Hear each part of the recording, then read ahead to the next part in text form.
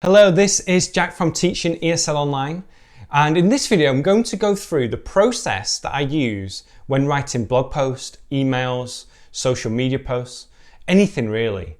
And I use this process for both my blog for English learners and my blog for English teachers.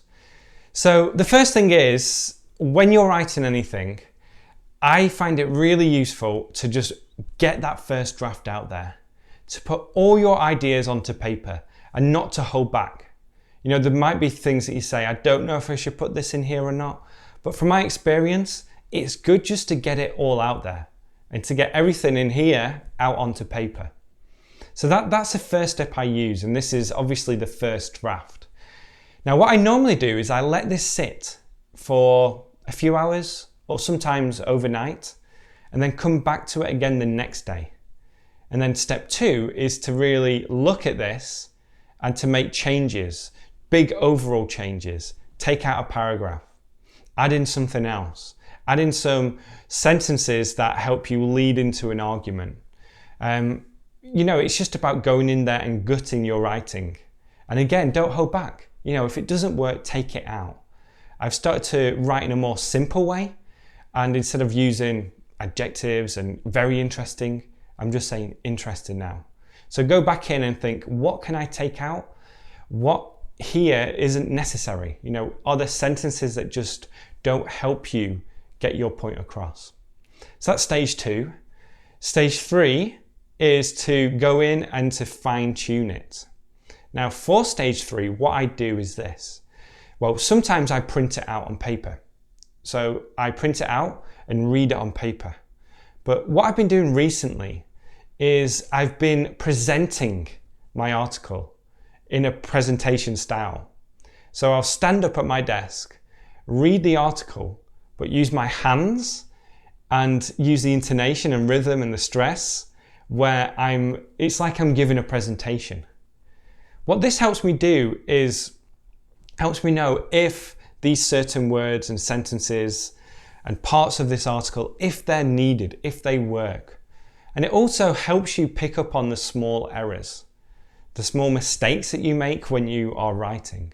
Because when you're speaking out loud, you read every word that you see.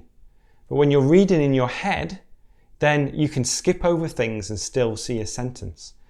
And it's very difficult for you to spot your own mistakes when you're just reading it. That's why I feel like I get into a different mentality and present it, and I'll see all the different mistakes I make. Then I usually, reread it again and go through it one more time before I publish it.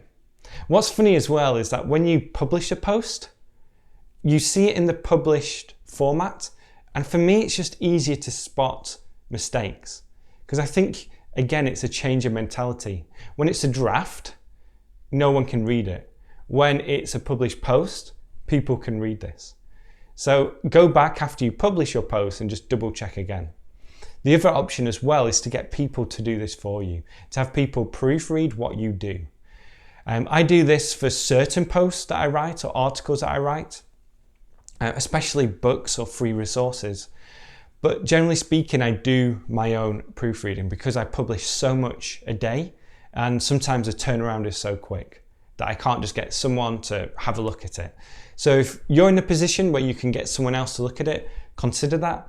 If not, think about using these tips that I've just talked about to help you publish posts which have less mistakes, flow better, and are generally better.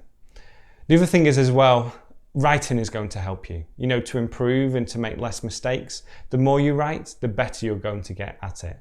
And I think I've come a long way in the last few years where I've been writing articles and publishing things on social media. So again, hope this has been helpful for you.